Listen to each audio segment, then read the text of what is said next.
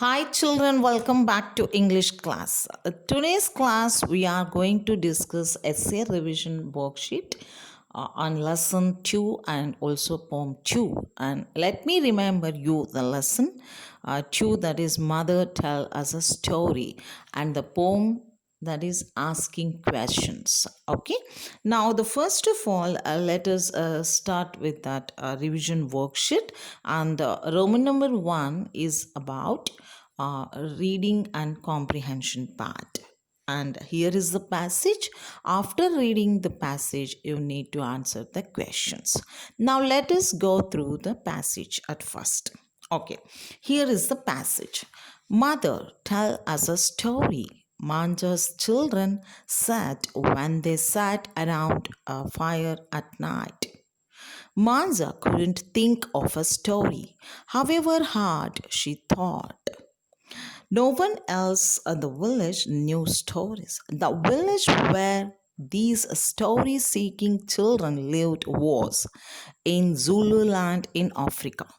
People hunted for meat or tilled the land in the village. Sometimes they fished or caught crabs. The villagers who were clever with their hands wove baskets and made wooden carvings. The cleverest of them was Zenzile, Manja's husband. He carved birds, trees, plants, flowers, and animals. However, he knew no stories. Okay, children, this is the story. Okay, now you have read a passage. You have gone through the passage. Now, let us answer the questions. And the first question is, where did the story seeking children live? Just it's a twist. Where did they live? Okay, it's not twist. Actually, it is directly given in the passage. So what I want is you know the answer because you get it. If you go through the passage, you get all the answers. But the thing is, you have to write in the correct sentence structure. You should not forget to check the tense of the question. If the question is in past tense, your answer should be in the past tense. Okay, fine. Now, the question is, where did the story seeking children live? So, you need to answer in the past form because did is the past form of do. Okay, now the answer you could write the story seeking children lived because did past tense we do. Yeah, excuse me. So the first question is in past tense. Did is the past form of do. So you need to answer. So you need to answer in past tense, that is lived. So the story seeking people lived in Zululand in Africa. And the second question is, what did Manja's husband do for a living? What did Manja's husband do for a living? So it is also in past form, did. So you need to answer in the past tense. So you could write Manja's husband made wooden carvings for a living. That's enough. He made wooden carvings for a living. You want to extend, then you could answer Manja's husband made wooden carvings like birds. No, wooden carvings for a living. Okay, he carved birds, trees, plants, flowers, and the animals. You could extend, but if it is 1 mark, you could just answer in simple way. Manja's husband made wooden carvings for a living. That is enough. Okay, now let's go with the third one. What do you think? Who do you think was the cleverest among the village? Okay, among the villagers. Who do you think was the cleverest among the villagers? Is the question. You could answer Manza's husband, Zenzile, was the cleverest among the villagers. Or you could say, I think that, no need, it's already given. You no need to think. It's answered. Then you could, because question is who do you think, you can answer I think Manza's husband Zenzile was the cleverest among the villagers. Okay, fine. Now let's go with the third one. Fourth one. Third, we have answered. Pick the word from the passage which gives which means knitting, Knit, knitting. So this is very easy. Knitting a basket. That is wove, wooving a basket. Okay, wove, weave, wove. Okay, wove. Wove is the word which means knit. Okay, both are synonyms.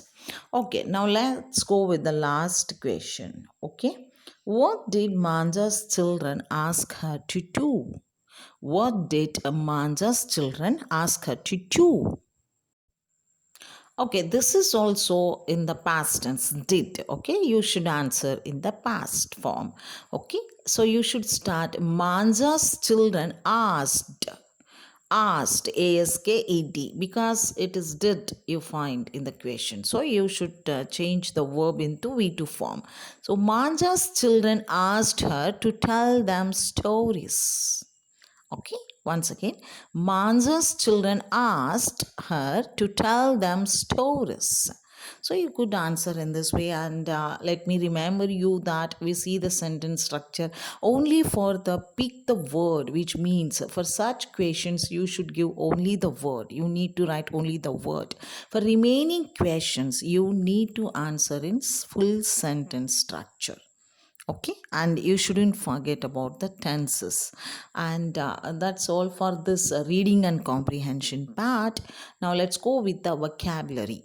That is Roman number 2. Okay, now let's go with that one. Yeah, now vocabulary in the Roman number 2 is about vocabulary, as I said, and section A is about the add hoodness or dumb to the words given below and write new words in the blanks. First of all, you need to write, like for neighbor, which suffix is suitable for that.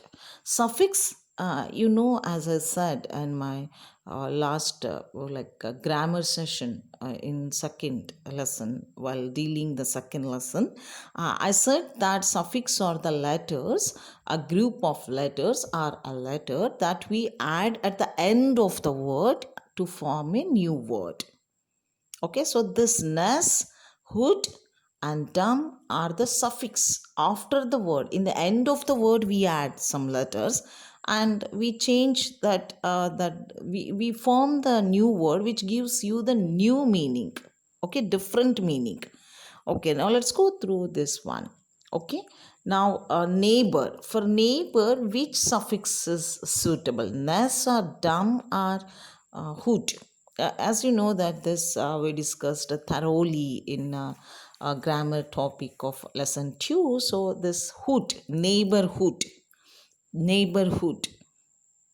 Okay, neighbor plus HOOT, then you should write is equal to neighborhood again. Okay, why we are giving the third line, like third blank again? Because sometimes you need to remove the letters. You need to. Now you are going to come across that one. Okay, now let's go with the second one, king. King, for king, kinghood, you can't write. Kingness, no. You can add kingdom. King is different and is kingdom. This place that he rules. Kingdom is a place that a king rules. So king is person, kingdom is its place. Okay, so king, by adding suffix dom to the word king, we are bringing the new meaning. Again, we are forming a new word that is called kingdom. Okay, let's go with the third one, wise. W-I-S-E, wise. For wise, the suffix is uh, wisdom. Actually, DOM you need to add, DOM, but while changing you need to remove the letter E. Wise plus dumb, wisdom. Okay, wisdom, like intellectual, knowledge, intelligent. Okay, wise plus dumb, wisdom.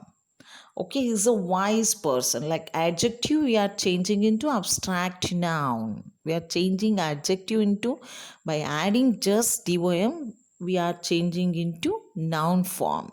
Okay, then let's go with the thick.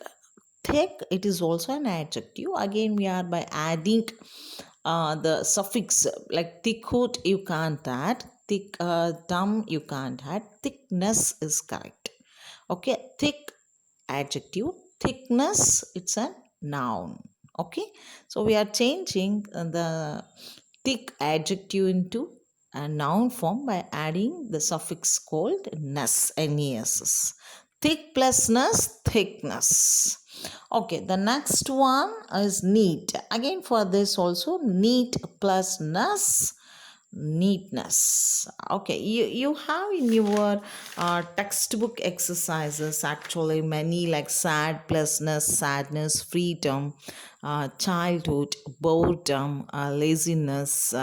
By adding laziness, if you add, then you are going to get the new word laziness. Okay, brotherhood, dryness, kingdom, and kindness. Like these words you have come across and page number 25 of your textbook. Okay, now let's go with the section B of vocabulary part.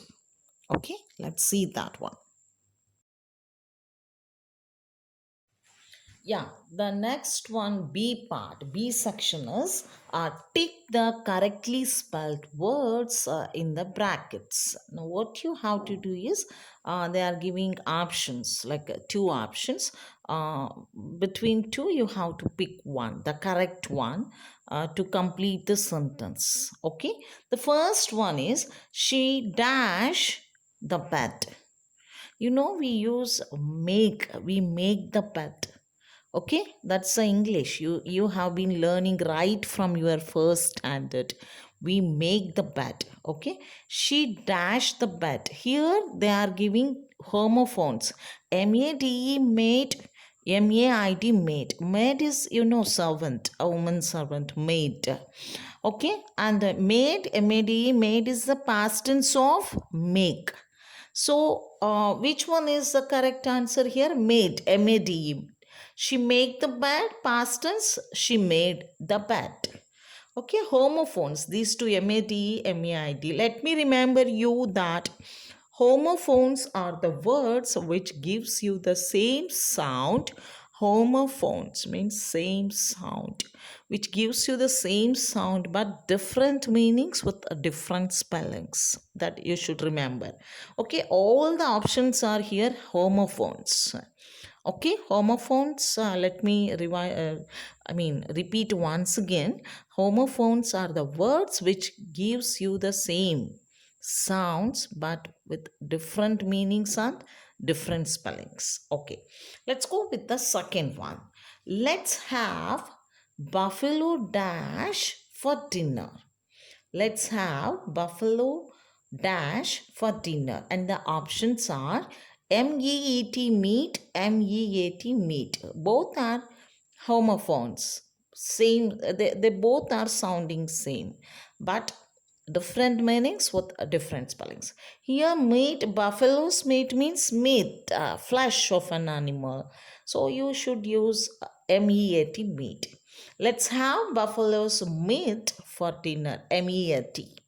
Okay, let's go with the third one. You are not dash in the library. So two options. Both are again, once again, homophones. ALLOWED, allowed. ALOUD, allowed. Same sound, different spellings with different meanings. So here allowed is loudly, speaking something loud, sound, high sound. And allowed means giving permission. So here permission, you should take allowed. You are not allowed in the library. That's the correct answer. ALLOWED. Now, fourth one. Will the teacher give me the special dash? ROLE, roll, ROLL, roll. And the answer is ROLE, roll, because roll means part, a part in the like drama or skit, and ROLL is rolling something, to roll something. Okay, to fold and move ahead. Okay, that is rolling. Okay, so here role means part in any to take part in any skit like that. Okay, let's see the last one. Her shoes are dash small. Her shoes are two, TWO, two or TOO, too small. Here you have to use too small because so small. Her shoes are so small that they couldn't fit to her feet. Okay, so you should use not TWO2, it's a number, it's too small, means so small. So her shoes are too small is the answer. Now I hope you understood these homophones and how to use them. You have to see the context and the meaning of the word, and you should then choose the correct answer. Now let's go with this part C. Here you need to circle the correct answer. This you have come across in your textbook exercises, page number 24. You have to name the person. You have to name the person according or based on his the job or work a person does. For example, a person who teaches in school is called, her designation is called a teacher. A person who works or who treats the patients in the hospital, and his or her designation is called a doctor. In the same way, you need to mention here. Now, for example, someone who makes cloth on a loom is called a tailor, like that. Okay, now let's go with the first one. Circle the correct answer. Someone who designs a building is called dash. And here are three options. One, a mathematician, a B is an architect, and C is a designer. And all of you know that a person who designs a building is called as an architect. Okay, second one. Someone who studies history is called uh, options, a surgeon, an optometrist, or a mason. Oh, sorry, here it's not given historian. Okay, someone who studies history is actually a historian. I'm so sorry, here the option is not a surgeon. Let's go with the second one, that is a historian. Okay, option I need to change, that's I'm going to change. Okay, I give you this find out in WhatsApp group and in website below note, and I give you this changing the options. Okay, then the third one, last one, someone who studies animal behavior is known as options are a journalist, a zoologist, a tailor, and the answer is a zoologist. Okay, first one, someone who designs building is an architect. A second one, someone who studies history is a historian. And not anything here, these three options are wrong. Actually, first one I give, a surgeon place a historian. Then someone who studies animal behavior is a zoologist. Okay, and now let's go with the grammar part now. Okay, now we have finished up to here that vocabulary part. Next is about the grammar part. Let's go through that one.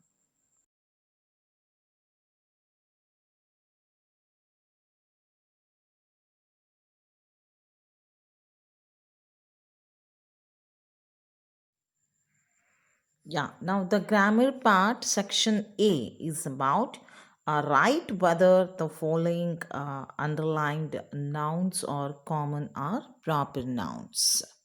Okay, and the first sentence is, the boy is singing on the stage.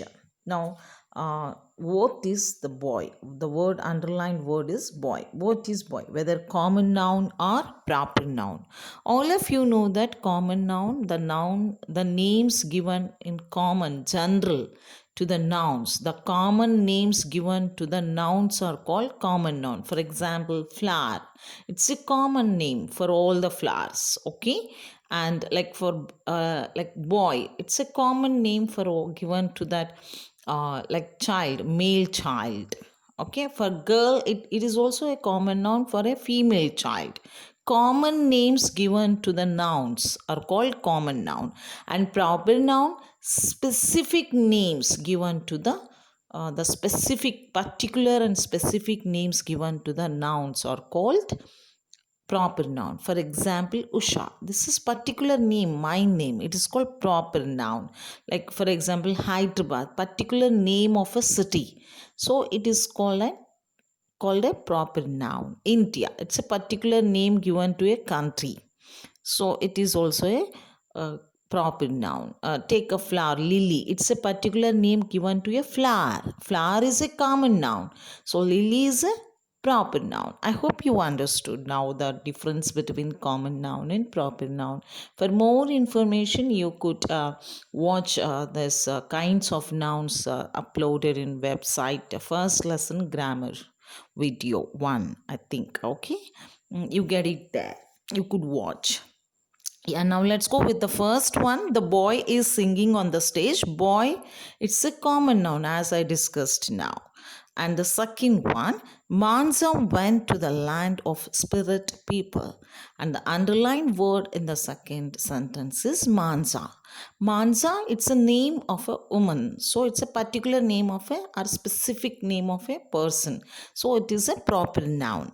The third one, let's go with the third one. Mansa lived in Zululand, and the underlined word is Zululand. Zululand, it's a name of a village. Okay, village. Okay, so it's a particular name. So again, it is called proper noun.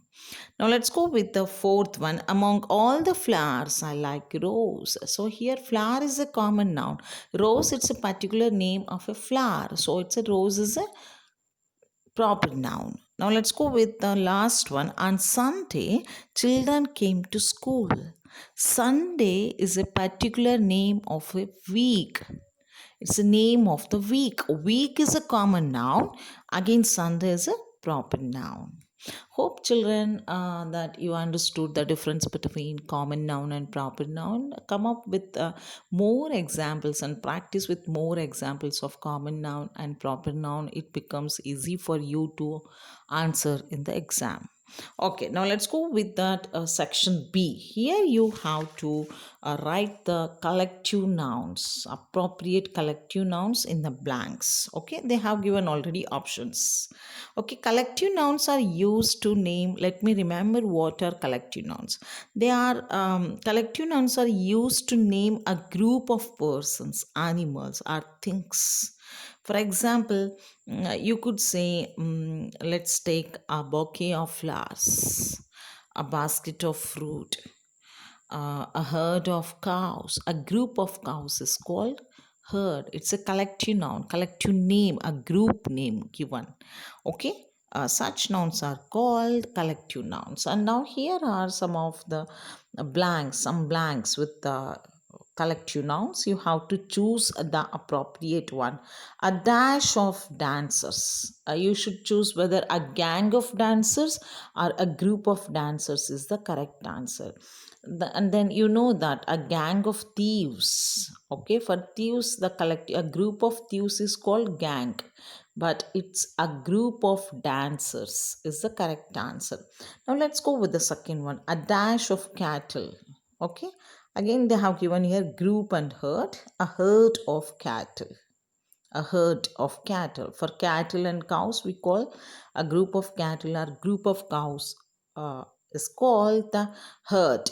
Now next one, a dash of arrows. Arrows, you know, arrows, bow and arrow. That a group collected all together arrows are called quire, Q-U-I-V-E-R, quire of arrows. Okay, range, for we use mountains, a range of mountains. Okay, now next one, fourth one, a dash of lions. A group of lions is called a pride of lions, not the block. Okay, a pride of lions. That a block of like apartments or flats, that one. Okay, next the last one is a dash of bees.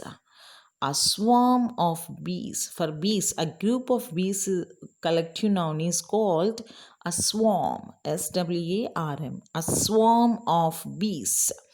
and that is crew is a crew of sailors. Okay, a crew of sailors, but a swarm of bees. Now I hope you have understood about the collective noun.